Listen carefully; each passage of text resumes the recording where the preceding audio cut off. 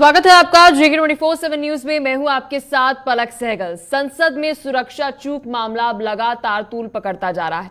जहां एक और विपक्ष सरकार पर निशाना साधते हुए कई बड़े सवाल खड़े कर रही है, तो वहीं दूसरी ओर मामले में लगातार कड़ी कार्रवाई किए जा रही है, ऐसा दावा किया जा रहा है। और मामले में संसद सचिवालय ने 8 सुरक्षा कर्मियों को अब तक सस्पेंड भी कर दिया है।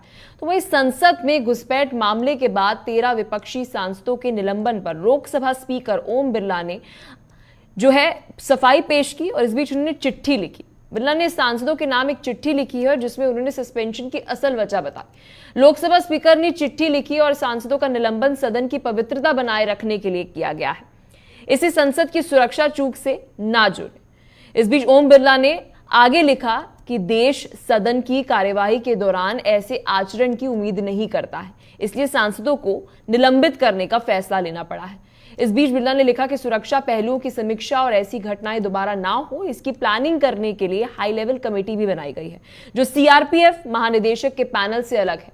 कमेटी जो रिपोर्ट देगी उसे सदन में शेयर किया जाएगा। संसद की सुरक्षा चूक पर अब सियासत होगी या फिर पक्ष विपक्ष मिलकर सुरक्षा के मुद्दे पर मिलकर चर्चा करेगा। लेकिन विपक्ष सवाल क्यों ना पूछे, यह भी एक बड़ा सवाल खड़ा होता है। इस बीच ये जो टकरार हो रही है, इसके पीछे असली किरदार किसका है, जवाबदेही किसकी है? क्योंकि एक तरफ ओम बिरला ने स्पष्ट तौर पर यह बात कह दी कि जवाबदेही केवल और केवल मेरी है, लेकिन क्या होम मिनिस्ट्री जिसके सुरक्षा का मोर्चा है, तो क्या होम मिनिस्ट्री की कोई जवाबदेही नहीं है? संसद सुरक्षा चूक में क्या कोई साजिश है या फिर केवल और केवल क्योंकि राहुल गांधी कल ये बात कहते हुए नजर आए कि बेरोजगारी इसका मुख्य कारण है? ये सुरक्षा में सेंध आखिर लगवाई किसने है, ये एक बड़ा सवाल खड़ा हो जाता है। लेकिन इस बीच क्या ये जो निलंबन हुआ है ये इसलिए हुआ है क्योंकि ये सभी सांसद सवाल पूछते हुए नजर आए सत्ताधारी सरकार से सदन में, जो उनका हक है। विस्तार से आज इसी मुद्दे पर करेंगे चर्चा। हमारे साथ हमारे मेहमान जुड़ चुके हैं, परिचय आपको करा देते। प्रदीप सिंह हमारे साथ नेता बीजेपी से, आशीष मिश्रा प्रवक्ता कांग्रेस से हैं, राकेश सिंह परमार वरिष्ठ पत्रकार है, रवि अरोड़ा हमारे साथ पॉलिटिकल एक्सपर्ट जुड़ चुके हैं। बहुत बहुत शुक्रिया आप चारों का अपना कीमती समय देने के लिए। सबसे पहले प्रदीप जी, मैं आपके पास आना चाहूंगी। क्या अब विपक्ष से इतना भी अधिकार छिन चुका है कि अगर सदन में बैठे उन्हें सत्ताधारी सरकार से सवाल पूछने हैं तो वे नहीं पूछ सकते क्योंकि उन्हें सस्पेंड कर दिया जाएगा?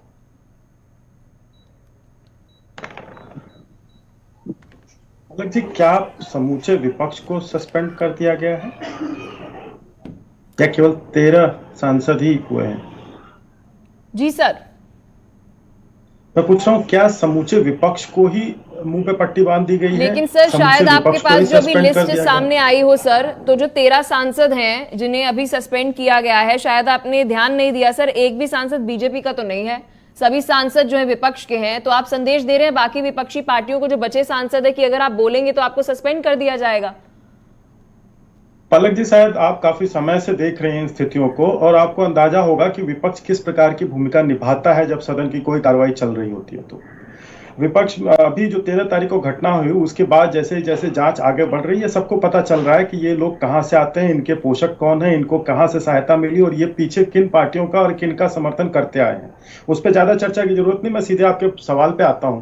13 सांसदों का निलंबन ऐसा नहीं है कि कोई पहली बार हो रहा है विपक्ष के सांसदों का निलंबन हुआ है। अगर आप सदन की कार्रवाई को नहीं चलने देंगे और बार बार सदन के बाहर जो है लंबी लंबी बातें करेंगे, लेकिन जैसे ही सदन होता है जहां पे कि आपका असल बनता है कि आप वहीं पे चर्चा करें, वहीं पे बात रखें, वहां पे आप रकस क्रिएट करते हैं, वहां पे सदन को आप चलने नहीं देते हैं, तो कौन इन पे भरोसा करेगा?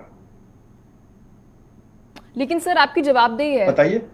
आपसे क्यों ना? निश्चित तौर पे जवाबदेही है, निश्चित तौर पे जवाबदेही है। समूचा अगर इस तरह से कहें, अगर जिन लोगों का ये मत है जो सवाल पूछ रहे हैं कि तानाशाही, अगर तानाशाही होती तो इस तरह से तानाशाही नहीं होती। समूचा विपक्ष कहीं और होता। पूरा बात A to Z 3 4 सर 13 तारीख को ये घटना होती है।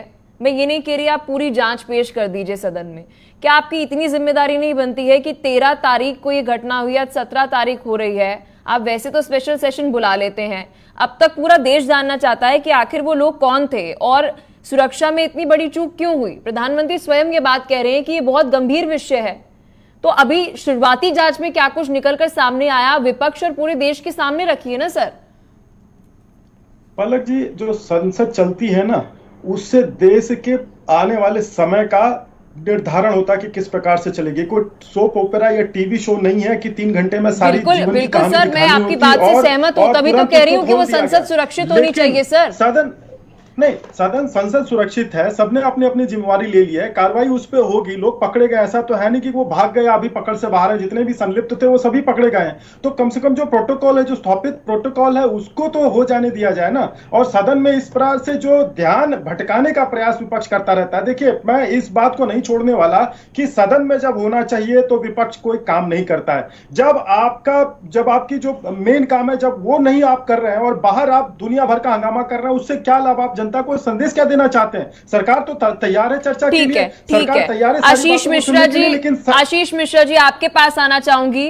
कांग्रेस और तमाम विपक्षी पार्टियां इस वक्त अपनी जिम्मेदारी नहीं समझ रही है। हर सेशन में हाल फिलहाल में हम देखते हैं कि आखिरी दिन पर सारे बिल पास होते हुए नजर आते हैं, फिर आप प्रेस कॉन्फ्रेंस में कर ये बात बोलते हैं कि जी देखिए तानाशाही सरकार है, बिल के ऊपर चर्चा की नहीं और देखिए किस तरीके से सारे बिल पास कर दिए। सर आप बिल पे चर्चा होने देते हैं? जी, भारतीय जनता पार्टी के प्रवक्ता प्रदीप भाई की मैं बातों को सुन रहा था।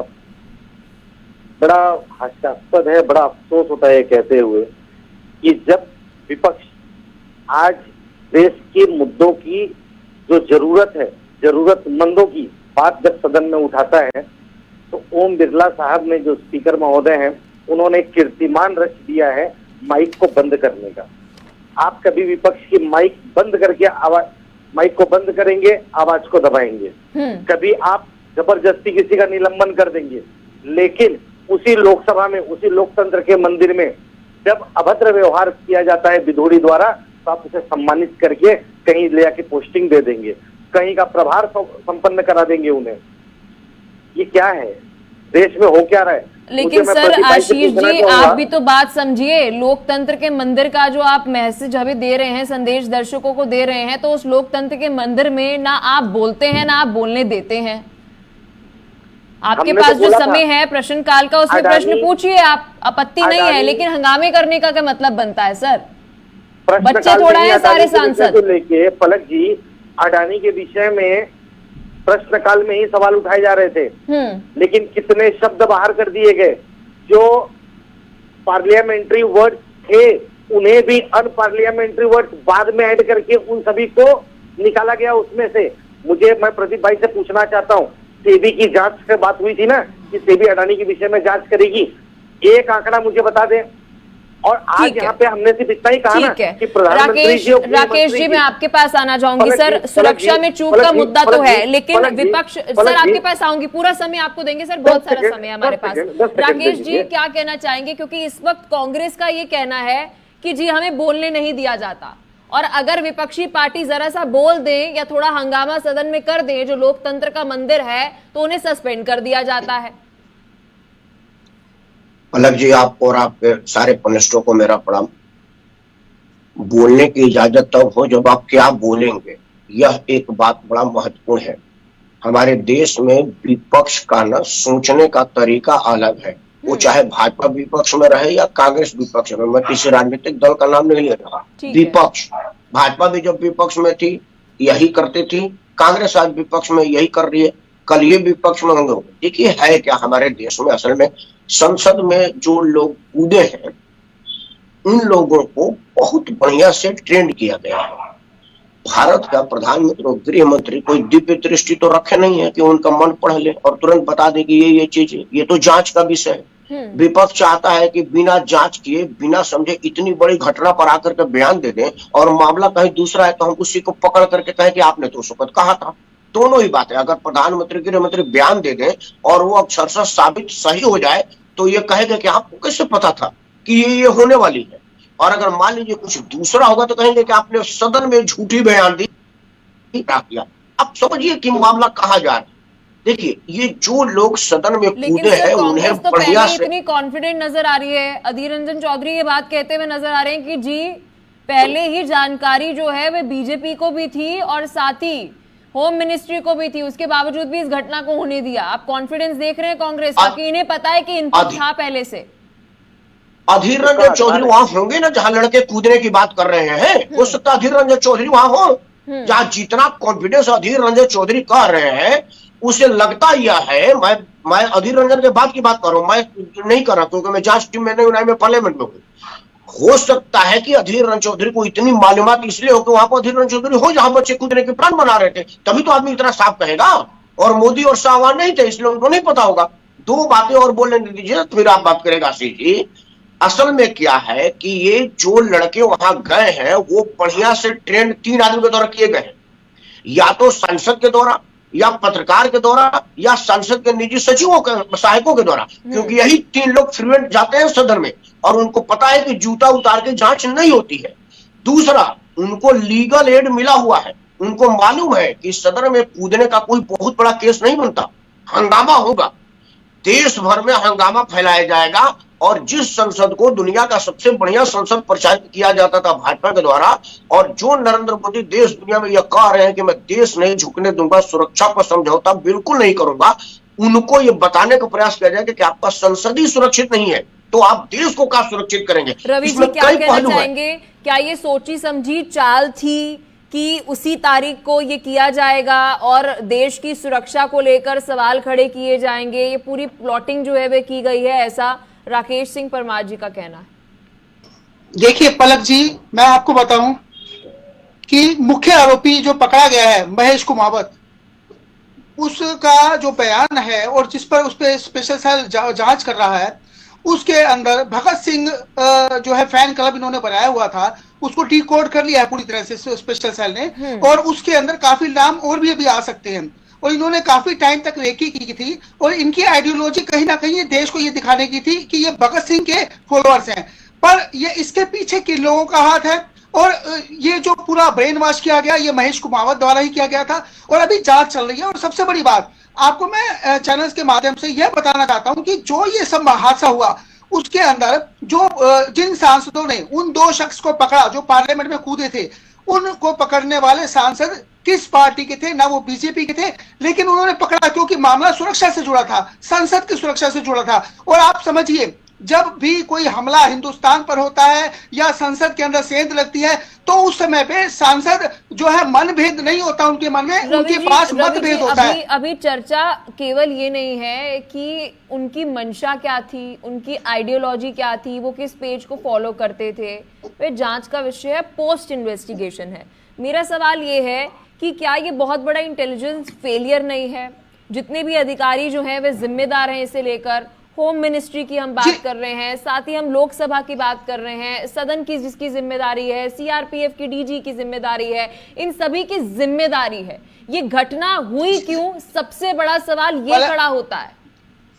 पलक जी बिल्कुल सही कह रहे हो, गृह मंत्रालय की पूरी तरह से जिम्मेदारी होती है इसके अंदर और गृह मंत्रालय ही पूरी सुरक्षा देखता है। सबसे बड़ी बात यह है कि पूरी तरह से फेलियर रहा, लेकिन अगर यह घटना होती है तो उसकी जवाबदेही जो अमित शाह को जो बयान देना है उसी समय नहीं दे सकता था, क्योंकि अगर उनको कुछ जब जांच होती है, जांच सामने आती है, जांच की रिपोर्ट सामने आएगी, उच्च स्तरीय कमेटी बनाई गई है, वो कमेटी अपनी रिपोर्ट पेश करेगी, उसके बाद ही कोई सही तथ्य सामने आ सकते हैं और बयान दिया जा सकता है। ऐसे में जो हंगामा होता है संसद के अंदर, उसके अंदर अगर स्पीकर जो डिसीजन लिया, बात समझिए, आज आपको याद होगा 26 नवंबर 1974 के अंदर रतन चंद गुप्ता जो ने ये नारेबाजी की थी और उस समय पे यही बात संसदीय कार्य मंत्री प्रहलाद जोशी ने कही है कि उस समय पे भी वो कुछ पिस्तौल जैसा और बम जैसे दिखने वाला सामान लेकर आए थे जिस पर काफी हंगामा हुआ था। उस समय पे भी स्पीकर ने एक्शन लिया था, तो ऐसा नहीं है कि जो भी एक्शन लिया गया स्पीकर द्वारा वो एक लीगल उसका राइट बनता है और कहीं ना कहीं जवाबदेही जो बनती है सरकार की उसके लिए उसको टाइम देना जरूरी है।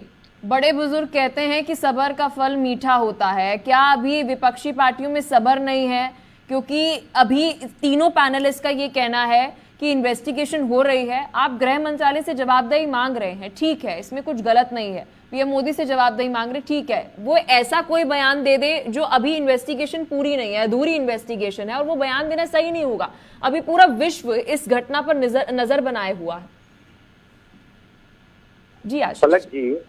पलक जी, जब सेना का काफिला निकल रहा था, इंटेलिजेंस ब्यूरो ने पहले ही आगाह किया था। तत्कालीन रक्षा मंत्री थे लेकिन उन्होंने क्या जहाज की सुविधा उन्हें उपलब्ध करवाई? पूरा विपक्ष वर्षों वर्ष ये पूछता रह गया है कि 350 किलो आरडीएक्स कैसे आया। आज तक वो जांच का विषय है। विपक्ष तो 4 साल से सब्र करके बैठा है ना। सर कहाँ सब्र करके बैठे हैं, सब्र दिख नहीं रहा। पलक जी, हमने कौन सा हो हंगामा किया? आज आपके चैनल के माध्यम से मैं तीनों पैनलिस्ट अपने जो भाई हैं उनसे पूछना चाहता हूँ कि बताएं पुलवामा की मैं बताता हूँ। नहीं सर, मैं बता दूं, मैं 5 दिन के पलक मैं बता दूं, आरोपी पकड़े गए हैं, गृह मंत्री जी, पलक जी मैं बताऊं जी, आपके पास आ रही हूँ राकेश जी। इसके पहले जब कुछ होता था तो प्रधानमंत्री की और देश की गरिमा गिराया करते थे। सब कहते थे ये होता है तो गरिमा गिर रही है, आप इस्तीफा दे मेरी देना चाहिए। डिबेट पर आर्मी, अगर सर आई एम हम रियली सॉरी, आप मेरी डिबेट में आर्मी के ऊपर सवाल नहीं उठा सकते।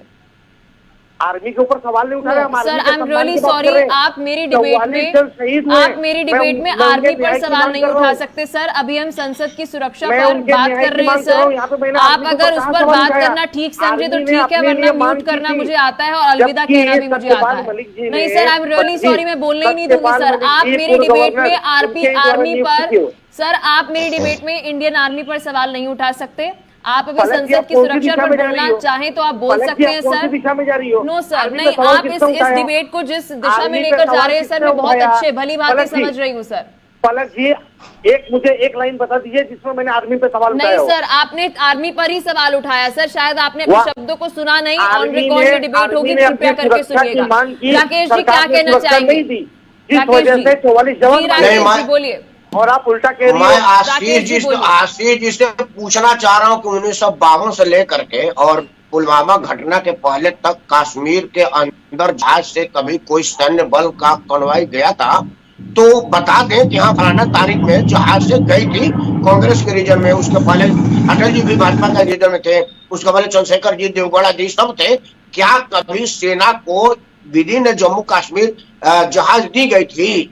तो वो दिया जाए। देखिए हमारे देश में सबसे बड़ा दुर्भाग्य क्या है राजनीतिक लोगों में कि वो अपना नहीं देखते, वो आपकी देखते हैं। अभी कहा था कि हमको खतरा इंटेलिजेंस ब्यूरो ने कब मांग की थी कि हमें यह सुविधा दीजिए। आशीष जी आपके पास आ रहे हैं, पुलवामा हमला कब हुआ था? बोलिए बोलिए बोलिए राकेश जी, आप अपनी बात पूरी करिए। परमार जी दिशा देखिए क्या है कि मैं नहीं आप ही की बात कर रहा हूँ, आप आशीष जी आप ही की बात कर रहा हूँ। सेना कभी भी अब कह नहीं सकती कि मेरे ऊपर खतरा है, क्योंकि वो उससे राष्ट्र खतरे में पड़ जाएगा। बोलने से पहले सोचा करें आप। सेना नहीं कह सकती और ना ही उन्होंने कहा है। मैं एक बारी अपने चारों पैनलिस्ट को याद दिला दूं कि डिबेट का विषय संसद की सुरक्षा है सर। मैं वही समझौते सर प्लीज आप मुद्दे से प्लीज मत भटकाइए। आप जिस मुद्दे पर इसे लेकर जा रहे हैं वे मुद्दे पर हम जा नहीं रहे और ना ही अभी वो चर्चा का विषय है। यहाँ पर जितने भी हमारे दर्शक हैं जो चर्चा सुनने के लिए आए, कृपया करके उसी मुद्दे पर बोलिए। नहीं आशीष जी, फिर उसके बाद आप बोलेंगे कि सदन के अंदर आपको बोलने नहीं दिया जाता, कांग्रेस को बोलने नहीं दिया जाता, आम आदमी पार्टी को बोलने नहीं दिया जाता। मुद्दे की बात आप करते नहीं है, देश की ऐसे ही सवाल उठाए, यही बोलते हैं इसलिए बोलने नहीं दिया के ऊपर तो जाता। नहीं सर आशीष जी, आप इसे गलत दिशा में लेकर जा रहे हैं। नहीं मैडम, रवि अरोड़ा जी क्या कहना चाहेंगे? क्या ये काफी देरी हो चुकी है? अब तक रिपोर्ट जो है वह सदन में पेश कर देनी चाहिए थी, शुरुआती रिपोर्ट ही पेश करते, लेकिन बताना चाहिए था कि आखिर सुरक्षा में चूक क्यों हुई।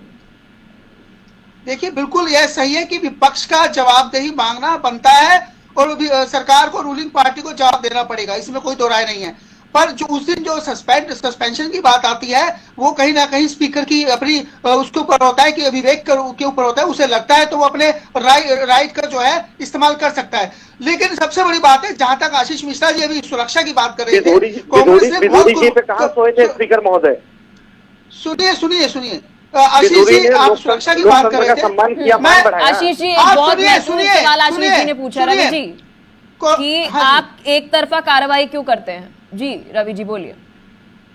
नहीं बिल्कुल, देखिए बात समझिए, उनको लगा कि जो हंगामा चल रहा है संसद के अंदर वो नहीं, बिल्कुल लगा और उसके अंदर वो कंट्रोल नहीं से बाहर स्थिति बाहर जा रही है, तो कहीं ना कहीं उन्होंने डिसीजन लिया। लेकिन बात हो रही है सुरक्षा को लेकर। बात समझिए, कांग्रेस ने बहुत सारी कुर्बानियां दी। कांग्रेस ने इंदिरा गांधी जी को खोया, कांग्रेस ने राजीव गांधी जी को खोया। उस समय वो प्रधानमंत्री थे, उनकी सरकार थी, मतलब प्रधानमंत्री जी की सुरक्षा में सेंध लगाकर कहीं ना कहीं हत्याएं की गई। तो आप समझिए, ऐसा नहीं होता कि किसी के दिमाग में क्या चल रहा है आप उसको पढ़ लेंगे, सामने वाले के दिमाग। अब ये जिस सांसद के रिकमेंडेशन पे प्रदीप जी, इस वक्त बहुत महत्वपूर्ण सवाल आशीष जी ने उठाया है। विपक्ष जरा सा हंगामा कर देती है तो आप उन्हें सस्पेंड कर देते हैं।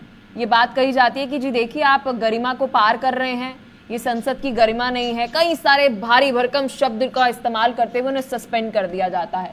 तो वहीं दूसरी तरफ बीजेपी कुछ भी करे ठीक है, चलेगा, क्यों? पार्लियामेंट सिर्फ और सिर्फ के सत्ताधारी सरकार की है, विपक्ष की नहीं है।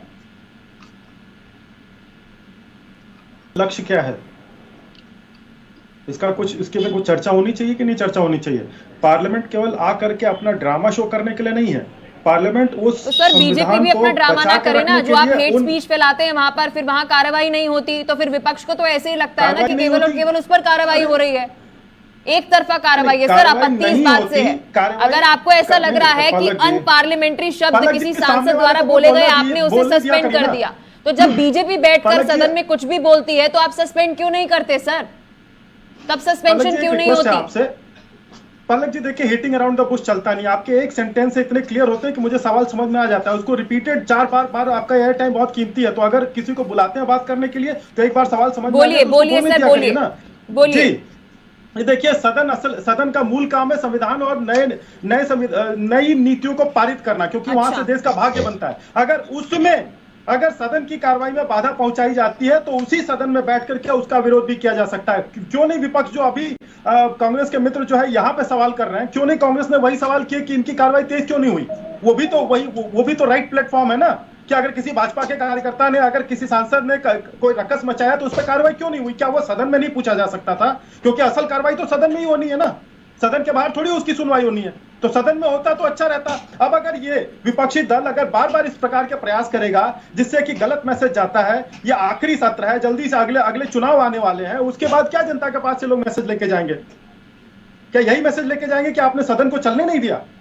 हम प्रयास करते रहे, सत्ता पक्ष के प्रयास करता रहा और इन लोगों ने सदन को चलने नहीं दिया। जो महत्वपूर्ण विधेयक थे वो सब पारित नहीं हो पाए। सांसदों का कार्य क्या है? जनता की भलाई करना या जनता के लिए ड्रामा करना? कांग्रेस वाले लोग ये बता दें, हम समझ जाएंगे। बोलिए आशीष जी।